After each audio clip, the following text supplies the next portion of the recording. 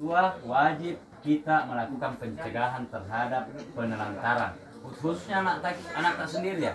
Kemudian yang ketiga, segala bentuk pemanfaatan anak untuk menambah hubungan materi maupun bukan materi adalah anak. sudah dijelaskan juga tadi. Jadi kata kuncinya segala bentuk pemanfaatan anak untuk mendapat keuntungan atau materi maupun bukan materi itu dianggap eksploitasi anak. Artinya sama jika kalau kita memaksa anak tak untuk bekerja dan dia sebenarnya masih di bawah umur.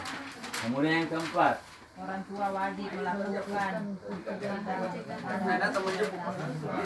pencegahannya tadi sudah disampaikan. Sudah ya?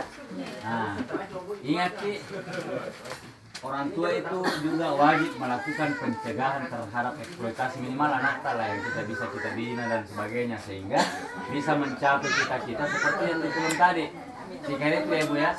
Nah, kata akhir saya tadi ada tugas yang diberikan rekan saya tadi, kalau bisa kita cek checklist yang mana sebenarnya yang termasuk. Kemudian sebentar bisa kita kumpul Bu ya. Kalau selesai ini, kita checklist kita kumpul sebentar, iya. Supaya sebentar kita bisa lihat besok misalnya kalau ada waktu mungkin ketemu lagi satu kali.